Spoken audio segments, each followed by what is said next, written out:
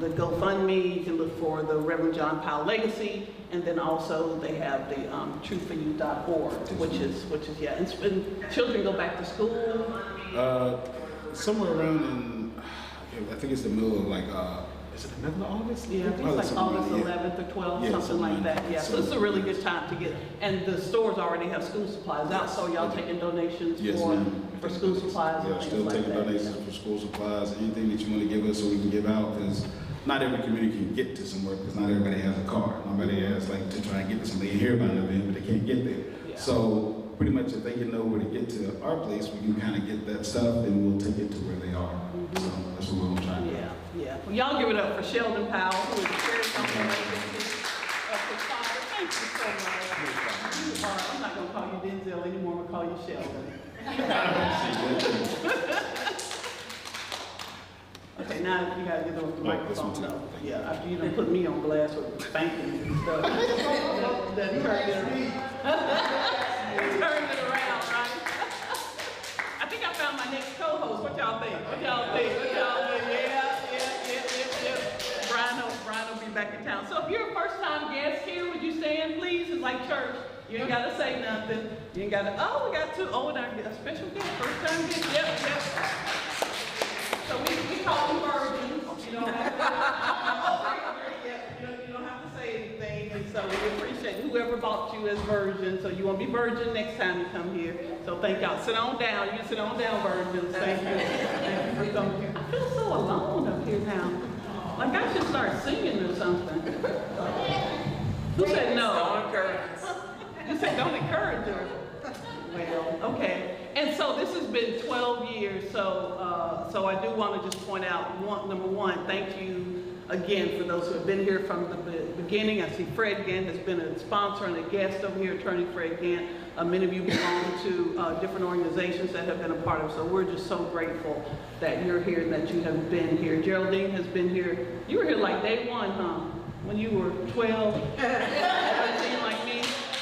Yeah, and so many, this building, Eddie Todd, DeViller Square, Quint Andrew, Robert Hill with WRNE, WBQP came on and started doing this, and so it's just so many people who have been here from the beginning. So let's just give all of them a rousing round of applause. So thank them so much. People like Destiny Robinson over here, who has moved, period, who has not only been a guest, she went in with us when we were trying to be healthy last year. It worked last year. I don't know what about this year. We did good last year. We're gonna have to try it in 2026. Again, we're gonna have to try it again. Just do it again. And then our volunteers. If you have volunteered with us, please stand, because we wanna. Yeah, Belinda still volunteered. Geraldine, Bobby, yeah. Thank you so much. And then our speakers. So Neil, Fred, Destiny, I'm probably gonna miss them. Valerie was our motivational speaker last year. So thank all of you who have just continued to give and give and give. And then finally, really finally, I wanna thank our production assistant who had the vision. He had the vision. He looks good, he's smart too, but he had the vision to start this. Y'all give it up for Lloyd Rashad. He's always in the background. He used to co-host with me till the pandemic came in. He's like, I don't want to get close to you no more, baby. I was on my own. So one final thing before we start. Many of you know our guest Allison Holt, her aunt, is an AKA, and Mary Farrow passed, unfortunately and tragically on Tuesday, the same day we interred them. So just think about them. If you know Allison and Tracy Holt, that's her aunt. She's an AKA, so that community has been really supportive, and it's just a great service community. And so just keep Mary in your prayers. She's a retired civil servant, retired teacher, and just a community person. So just again, just keep her in your prayers, okay? All right. Anything I'm missing?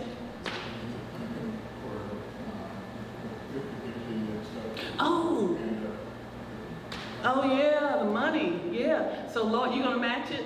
When I tell them how much, is that what you're gonna do? We're gonna be eating chicken the rest of the year. You gonna match it?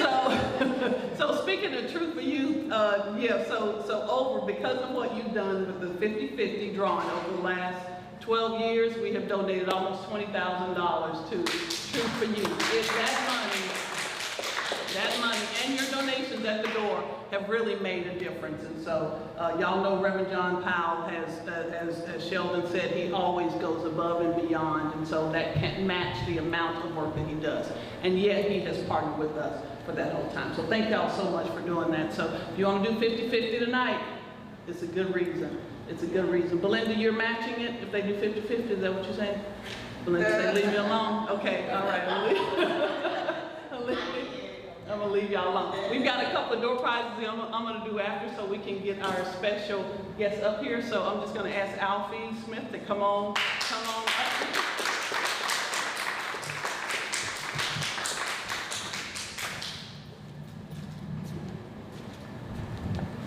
Put this on you here. Is that the right way? Is that right? As long as I see the green. Did you just mention boxing when I got that close to you? That's what they do for the boxing matches. Oh.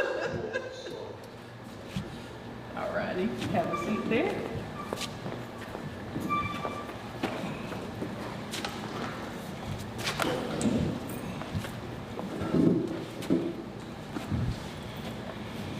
All right, y'all ready for this section of it?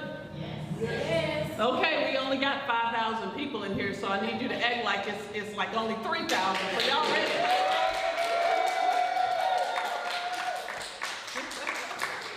So welcome to the Pensacola Network show. Y'all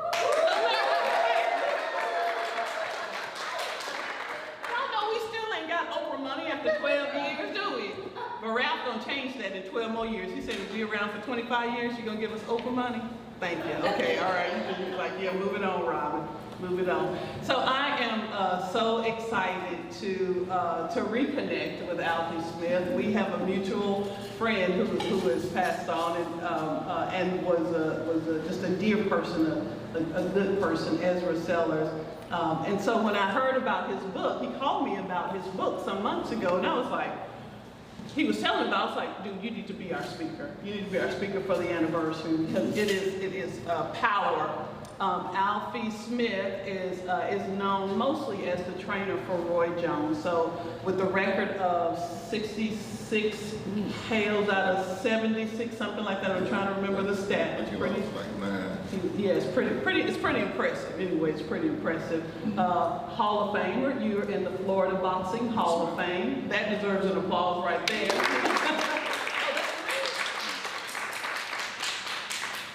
I got close to the ring, y'all. Okay, wow. Okay, and is now an author. And so his book is, we're going to talk about that book a little bit, is entitled Trade-Off. But I want to read how he introduces himself in this, because I thought that this was powerful. He says, I am Alfie Smith. Do you, wait a minute, I got my glasses on. I am Alfie Smith. Through my story, I hope to show you that when you take your gifts, your talents, everything that makes you special, you can find connections leading to a life that gives you something more than average. This is about the trade-offs we make and how we make them. I made some that paid off and some that didn't. There are some that I'm still waiting to see pay off. But please take a little time with me. Let me show you the power and the pain, the time and the tears, the will and the way of making the trade-off, because the trade-off leads to the payoff. Is that powerful or what?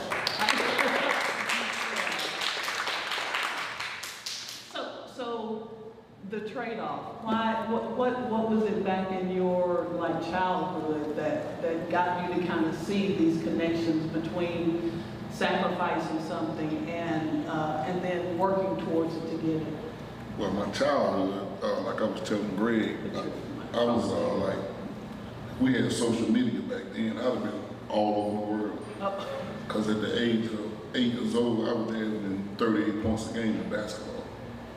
And my first game I ever played in, and never put on the uniform, I scored 48 points. At 8 years old? 8 years old. Wow. Yes, ma'am. I was at Bell's Head, not too far from Greg House, and my uncle was playing a game of 21. And only basketball I had seen was the Harlem Gold Travelers, and I seen the Washington Bullets. So my uncle was playing a game of 21 in Bell's Head on the dirt court. And I came on my grandma's porch, I said, I believe I could do this. Put my shirt over my head like we used to wear a shirt back then. We couldn't do that as girls, but we wanted to, but we couldn't do that. I walked out there, I said, y'all let me play. They said, you're too little. But I noticed they weren't playing teams, they was playing by themselves. So I got out there, got bounced around a few times, and all of a sudden the ball came in my hands. I looked at my uncle, R.I.P. that I looked like, and looked at the rest of them. Never shot a ball a day in my life. All nets. That's in your book you always say, swish. Yeah. Oh, my shirt was a girlfriend's shoe. Oh, okay. My first 3 shots in my life was all nets. So I must have been here before. Destined, yeah. And my first game I ever played in was 48. They was playing their 4th game. Matter of fact, my aunt picked me up from the airport and took me to Big Sporting Goods. Got me some black Chuck Tails, like the Harlem Gold Travelers. You couldn't tell me nothing. So I walked from Bell's That's Head. Adidas, right? That's the one with the 3 No, that's the Converse. Oh, Converse. Very first one. Okay. The real. Stan Smith Adidas. The Converse. So I walked from Bell's Head to Salvation Army. You could do that back then. I had on brown and yellow church socks. With black? Chuck Taylor, that back in the days. And walked. He could use some lessons from you, Ralph. But I come calling it every day. But my friend asked the coach, did I want let my little friend play? He said, you want to play? I said, yeah. It was 3 dudes battling for the lead score. It was the 4th game. My first game, I hit 40. Wow. And how old were you? About 8. You were still 8. This was still. Wow. First time playing football was the quarterback. First time playing baseball, the lead batting average. God just gave me talent. Had anyone, your mother, your father, and I know you talk about your father in your book who died tragically Yeah, early. I was 5. Were they involved in sports? Wow. Just a gift. I know God gave me a gift, a talent, you know. Yeah. So that's why I try to pass it on to the young men now and stop killing each other. Yeah. Because a lot of them got gifts like that, but they want to kill each other. I want to stop that. Yeah. You are. I really enjoyed your book, especially the part where you were cheerleading. So even when you were in a sort of losing situation, I use losing loosely, that you were still cheering others on. I want you to tell the story about I'm trying to think when the coach asked you to stop. Oh, okay. This is a true story. Yeah. In middle Not school, shooting so much. like today, if you're the best player, they're going to feed you the ball. It was Wedgwood versus Bellevue.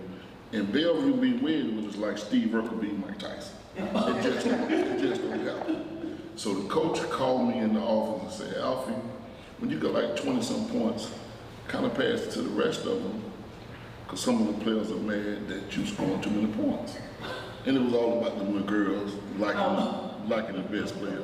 I was studying. And y'all were winning though. You was winning, undefeated. Wow. So I told Coach Cook, I said, you know what? I don't want to play. He said, you're going to play. I said, I don't want to play. I don't want to start. You're going to start. So the game started. I hadn't scored, hadn't shot the ball the first half.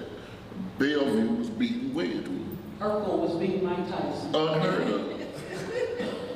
They was literally beating us. I hadn't shot the ball not once. Third quarter started, didn't shoot. By the middle of the third quarter, they was begging me to shoot. Man, we your friend, man, please shoot. And I started shooting. One of my friends I brought up when he was on the wall, halftime when I walked by, he looked at me and said, you better start shooting. Just looked off. I said, now what if I wouldn't have showed up? I'd have no points at the first half, shot the last minute of the third quarter and the fourth quarter and scored 22 points and we won. I ain't had that problem no more. The same 20 points that they wanted you to stop. Yep. That you did it in one quarter. Wow, you was a bad daddy, shut your mouth, huh? Yes, ma'am. Wow. And so then you had these dreams of going to the NBA because of this talent. I got that shot like that. I done went to, when we went to New York to the Garden, they was filming us for 24/7. And me and Roy Jones was talking to one of the players who used to play with the Knicks named Allen Houston. So I told him, I said, Allen, I cannot shoot any New York Knicks player from the college three-point line. And he looked at me, and Roy said, nah, I bet with him. For real? One of the dudes played with FAMU, played with New York. Said, man, y'all come out here and take a couple of shots. I went on the right corner in the Garden, 10 3-pointers in a row. In the Garden. Madison Square Garden. Madison Square Garden. Not intimidated by the size. No, one of the dudes sitting behind the goal said, boy, they ought to dress you out tonight. True story. Oh my! And how old were you at the time? I was on the Roy then, it was crazy. Oh, okay. We was going all over the world beating it. Man, we was going to UNLV, we was going everywhere, destroying them in basketball. He was killing them in the gym, the boxing gym.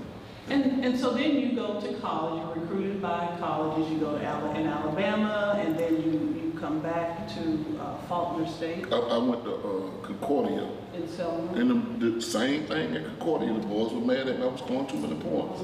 Then I transferred to Monroeville. Then I went to Faulkner, my finger got broken my senior year. I was leading everything. What lesson did that teach you? Because I mean, you know, like I said, in your book, you're even when you have these challenges, you're still cheering people on. So what lesson did you learn when that injury happened to you? I kept pushing, and I want everybody else to do better. Like my mom said I was strange, because if me and my friend go somewhere, I would let him ride in the front seat of my mom's car. Always trying to help somebody else. I think that's what we put on earth to do, to help other people. You know, and I just pushed through the injury and met Roy Jones at UWF after my finger got out the cast, and was playing at UWF, and I was still in shape, destroying the whole gym. And the next day, I came back out there and Roy was picking teams. And I came through the door, Roy said, I got big ass. So he picked me on his team. So I'm killing, and then somebody stole on Roy. I said, Roy, take him back. Roy said, that's what I've been missing. Somebody to believe in him in basketball. Wow. And he somebody to be a cheerleader for him. Then he picked me up. He picked me up that Saturday morning. Said, we're gonna go to the base. So I'm riding in the Jeep. I'm like, I'm in the car. Roy Jones. I'm in the back. I said, I wonder what kind of music he like. Got to my corner, took a right, took another right. All of a sudden, Slick Rick come on. I said, that's my dog. And we've been hanging together ever since that day. Wow. Oh, over basketball. Yep. Wow. And then we started going to the gym, showing them dribbling drills, and had me working on the mitts. But the first time I saw Roy spar, he had a hurt hand. He was sparring the world champion. And Roy did a move like a jab up and jab down. And then he faked the jab down, and he hooked the dude. So we right on the interstate by Maxwell Street. I said, man, I was shocked how you faked that dude like you were gonna jab him to the body and hook him to the head. Well, I said, you saw that? I said, yeah. So that Tuesday, they trained. So Wednesday, they sparred again. So he did that move, and he did that move again. But he didn't hit him with the hook off the fake to the jab. He hit him with the right hand. So Wednesday, so he said, B, what you see this time? I said, man, you fooled both of us this time. You didn't hit him with the hook, you hit him with your right hand. So that Sunday, I got a phone call from Stanley Levy and told me to come to the office. Said, you on the payroll, Roy like it. And you started out as a trainer? I started working him in the gym by myself. And then I met the most amazing person in the world, Ezra. Oh, yes. Yeah. Ezra got me in the ring. Oh, man. One time, so. harder than it looks. It's not even harder than it looks, it's scarier than it looks. So he used to do these boxing classes. So the way I met Ezra is him and his wife when I was bank manager were customers. And so he would always call me, I don't know if he just could never remember my name, but he would call me Maylin Wu. Maylin Wu, that was the girl. He called Billy really Zukai. So them just names they give you.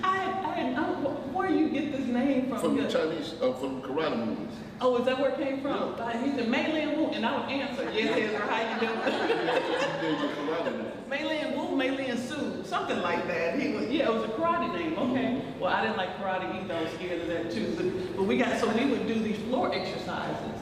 At Roy Jones Gym, we would do this, and so I was very comfortable with that. I was having knee issues, and so I said, I need to do something different, and so we would do this. And so then he's like, Mei Wu, you got to get in the ring. I said, I can get in that ring, Ezra, I'm not. So I got in the ring, and he put those things y'all had, the mitts on, and I thought I could hit it, and then he pushed back in there. I said, I got to get out the ring. Because it is this sort of thing that, you know, what did Mike Tyson say? Everybody has a plan until you get hit. Yep. So how did you feel your first time getting in the ring? I got in there with everybody. You weren't scared? No. Not even a little Mei Wu scared? If I'm gonna be a trainer and tell a man what to do in a fight and his life is in my hand, I had to get in there and test myself. So you actually boxed? I got in there with everybody. We had an exhibition where all the trainers had to fight one of the boxers. I was the only trainer that won. Wow. No. Yeah, keep that microphone in that hand. No. I don't want nothing to slip over here now. Wow. Ezra taught me a lot too. Yeah. Good. He's good. Had a good heart, and that was his challenge. And he had a good heart. I saw him fight too. I said I can't see a fight any other time. Me and him, we trained for a whole year straight without a fight. And a company called America Presents tried to get him to leave. So they got their own trainers that they got on salary. Versus if he get $1 million payday, I get 10% of that. They didn't want that. Ezra told, because he was gonna fight another heavyweight fight if he won the loss, was gonna be probably $1 million. Ezra told him I'm not leaving my training. For $1 million. If he'd beat Alex Stewart, he'd have fought a big fight on American Present. Wow. And they tried to get him to leave me, and I was dedicated to him, he was dedicated to me. Yeah. How do you cultivate friendships like that? I mean, because, and I go back to the title of your book, the trade-off that there is. You know, a lot of people in here are business people, business owners. Some retired or trying to figure out what their next business idea is going to be. And those friendships are important as you grow and go. How do you decide, like, who's going to be with your friend, who's going to stick and stay? What's your trade-off for that? It depends on who stay with you when you're down. Stay with you when you're down. Like, Roy lost, the cameraman was on me and him in the dressing room, and I didn't even know they was filming us. And I was just talking to him from my heart. I was with him, you know. You stick with somebody when they're down, not when they're up. That's your true friend. Yeah. Mm-hmm. So then Roy Jones retires, and this whole time you're with them. I mean, you're seeing the pictures in the book are incredible. I saw that you had Dr. J in there. Who told you he could beat you in the church? Dr. in his church shoes. But the one is Michael Jordan. Mm-hmm. And one of my person who helped me wrote a book where I'm afraid said, you got to realize people would wait an hour to get a glimpse of Michael Jordan. I stood up with him for about 30 minutes, an hour, just me and him talking. And you had a room full of people. Ice Cube, Mary J. Blige, Stevie Wonder. He chose to come stand by me, because I would have never stood by him. And he did that. He made his worst mistake. I gave it to him. I said, I think I can shoot you, Mike. You told Michael Jordan. Yeah, it's in the book. And he pat my stomach and said, 20 pounds ago. Yeah. I told him, then I told him, you my dog, Mike, but we couldn't have played together. He said, why? I said, Mike, you like that ball? I like that ball. Both of them can have the ball in their hand. I ain't scared of people out with that ball. And he understood what I was saying. He was smiling. He left me, went to Mary J. Blige and Stevie Wonder, and came back to talk to me again. Have y'all hadn't had that game yet? No, I don't think he want to shoot against me. I want to be your manager when that game goes on. Remember me.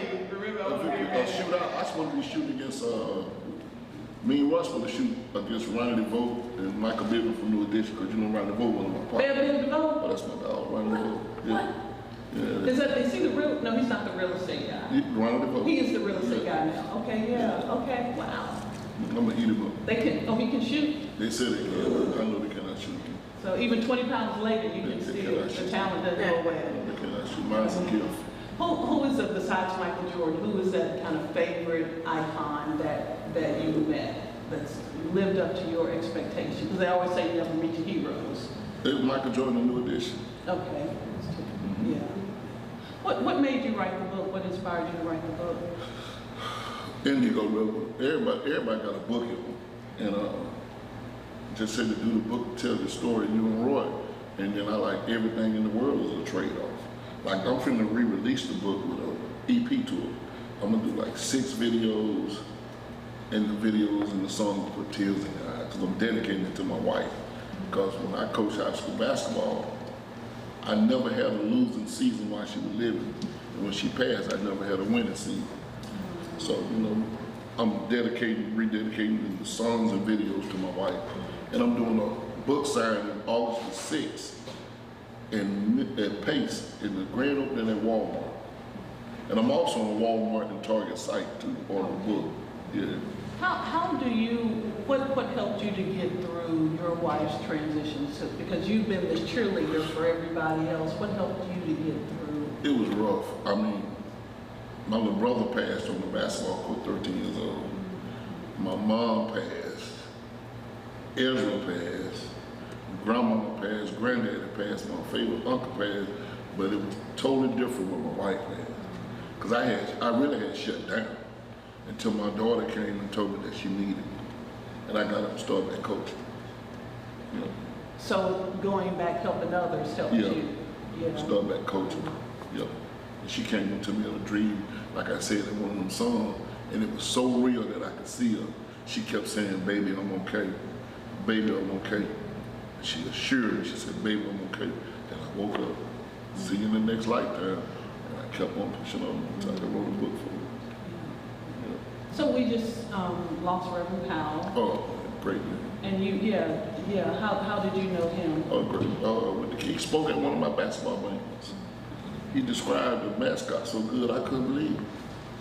The Ruby Gang Hornets. How that man described his Hornets did good. Great man. Yeah. He took, I work with this group called Communities in Schools, and so Reverend Powell would take the children and adults to Selma, so he took some of our students to Selma. He spoke at the community celebration, Gregory Thornton, Pookie. Oh yeah. The one gave me the mention earlier. Yeah. He was one of my students. Oh, okay. He was one of my students. So we had the program during and after school program, and we laughed because we were doing a journalism project, and so we split the students. So we had about 6 or 8 students. We split them up. I'm from Arkansas, so you know, I said I'll take them to go see Hillary Clinton. So when Hillary and Barack Obama run against each other, so I said I'll take these students to go see Hillary. I'm from Arkansas. I'm sure my daddy know Bill Clinton. I can get in. We couldn't even get into the bathroom. Reverend Powell takes these students and he gets in to see Barack Obama. Students get a chance to interview him real quick. We're like, then I come to find out Reverend Powell had a press pass. I'm like, we still don't know. Georgia Rivers, one of the board members, said I think her daughter either made it for him or something. We're like, how do you get a press pass? He gets in to see, you know, Secret Service all around. That was like one of the largest things. John Lewis was still living. Jesse Jackson was there. Of course, Barack Obama, and I'm not sure if Michelle Obama was there, but Hillary Clinton. I mean, the place was packed. You could barely move. And then, so we got that picture in the newspaper here. Why is it important for you to you talked about that giving back, why is it important for you to keep doing? I mean, you've done these incredible things, you've met all these incredible people over your life, and you know.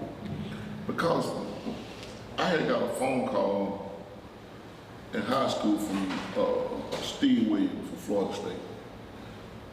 I was there, and me and my partner, Brian Thompson, a preacher in our word, we was going to get the minister's diploma, and on the board it said, call Steve Williams collect. And Ms. Payne said, Alpha, that phone call is for you. And my high school coach haven't told me about that phone call yet. And I knew the phone call was for me. So that's why I try to help my players and help other kids, because who knows where I'd have been if I'd have went to Florida State. So that was a recruiting call? Yes. Yep. Then I got a letter from LSU. I took the letter to the coach. I didn't even know what the letters LSU stood for then. And I gave it to him. He said, boy, this from LSU. I give it to my coach. You the coach. And follow up. And then if I do it all The over. coach didn't call, the same coach? Yeah, same one. And I go back now and go through the guidance counselor. I use all that now, because I know now. Get into college prep classes, I do all that different what I try to help kids do nowadays. Do you see the efforts of your, of that putting in? Have you seen that? Yeah, I done got kids several scholarships and several jobs in Walmart. You ain't even got to play for them, still try to help. Yeah. What do you think your next trade-off will be? So you've had this incredible career, amongst these challenges that you've had. What do you think your next trade-off will be? My next trade-off, I want to make about 20 people in Pensacola millionaires. That's my next trade-off. Are you in that number? Does it matter? 19. Okay. Okay, we got a volunteer over here. We got 18. Ms. Smith says 18. That would be 18 now. 18. Yeah, I'm gonna be like 20 people millionaires.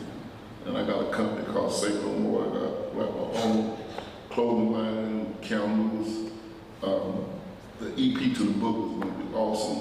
And the person who made my signs to make me look professional is right over there.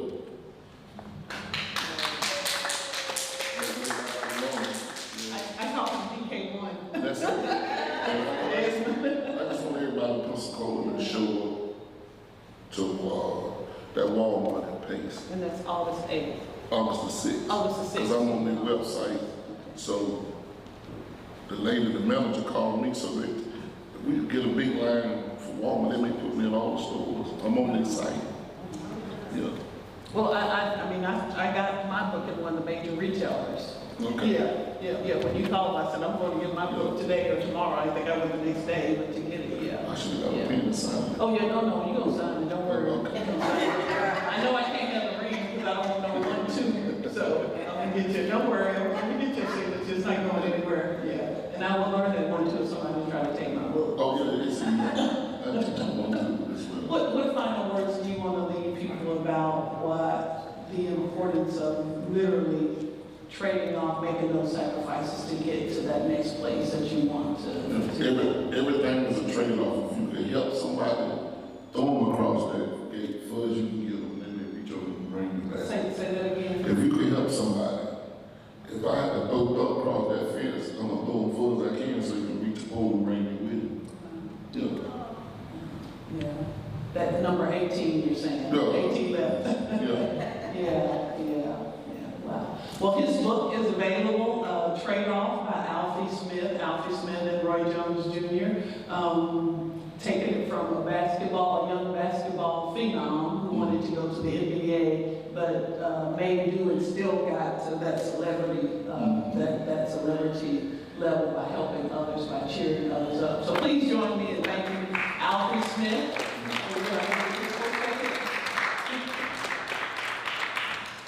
And we'll post that online as well. You'll send that to me about August 6th at Walmart in Pace. Yeah, we'll post that. But we want to open it up for questions. We'll take a couple of questions, just real quick. You said no questions. You tell them no questions.